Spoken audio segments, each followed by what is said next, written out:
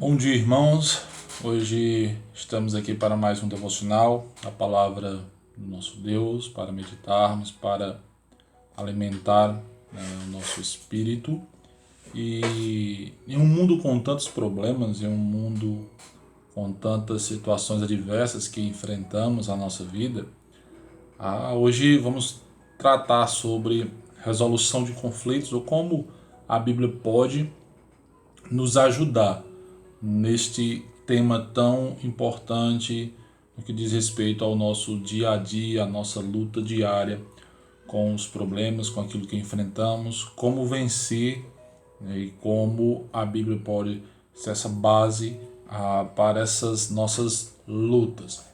Fato que vamos encontrar esses problemas diariamente. Eu quero ler alguns textos bíblicos dos quais é tratado com seus destinatários. O primeiro texto é Tito capítulo 3, versículo de número 3.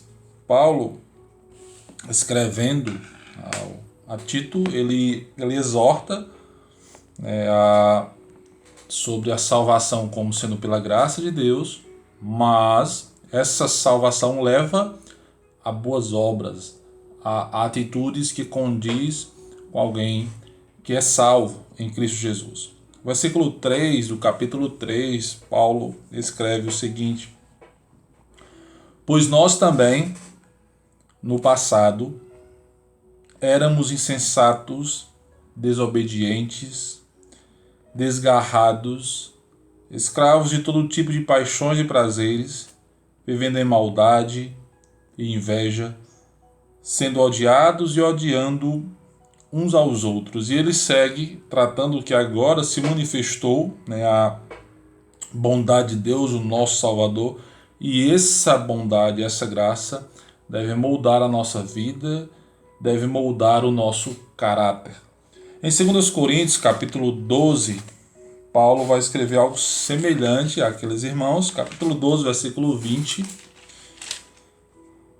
Paulo escreve aqui, ele receando estar com esses irmãos, e versículo 19 diz: Há muito vocês podem estar pensando que queremos nos defender diante de vocês.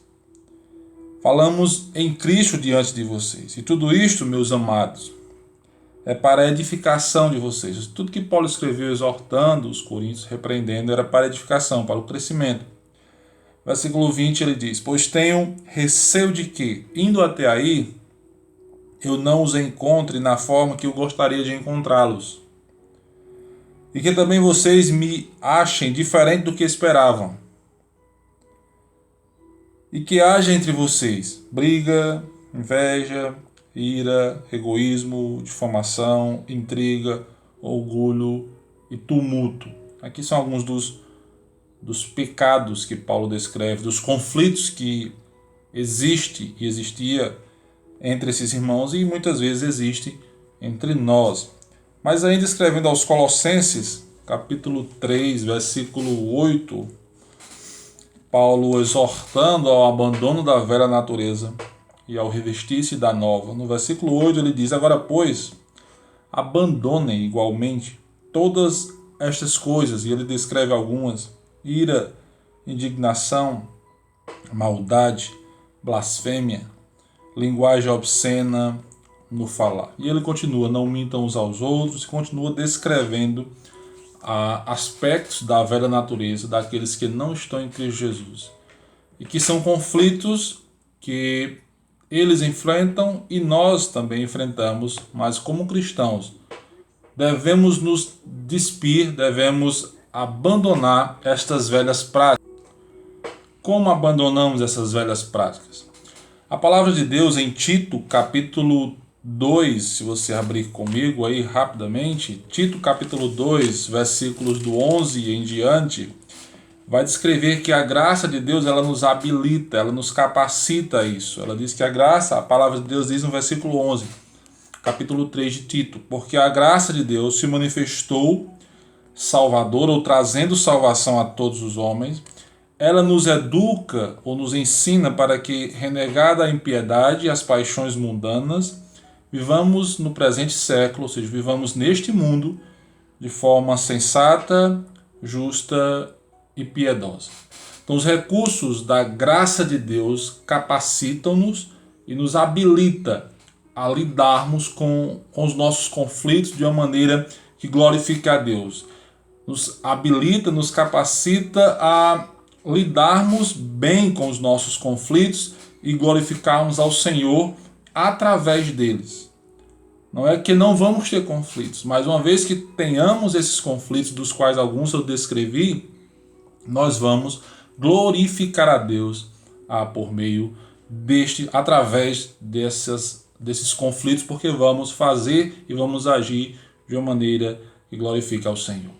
Como podemos fazer isso? Algumas atitudes, alguns fundamentos é preciso reconhecermos. Eu diria que o primeiro fundamento nessa caminhada da nossa luta contra esses conflitos está descrito em Tiago capítulo 4. Não vamos ler o texto, mas Tiago ali descreve como identificar o cerne dos problemas, dos conflitos.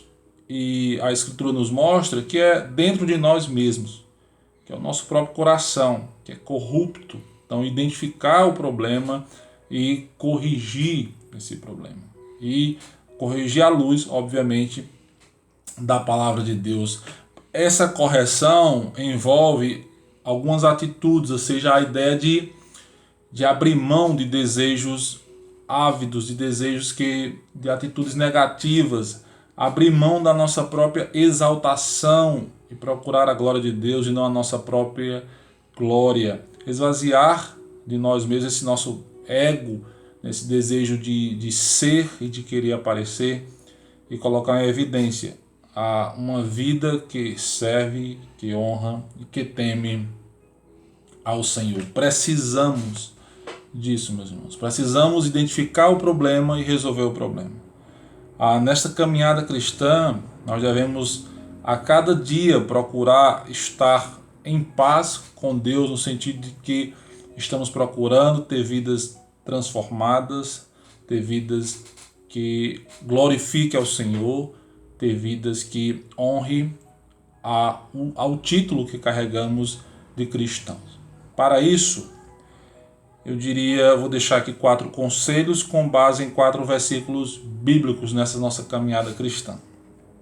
1 João 5:21. Filhinhos, guardai-vos dos ídolos, ou cuidado com os ídolos. E aqui o primeiro conselho é: abandonem os ídolos do coração. Como Tiago descreve no capítulo 4, você pode ler. O coração é enganoso, né, e corrupto, desesperadamente corrupto. Então, cuidado com os ídolos do coração. Guardem-se desses ídolos.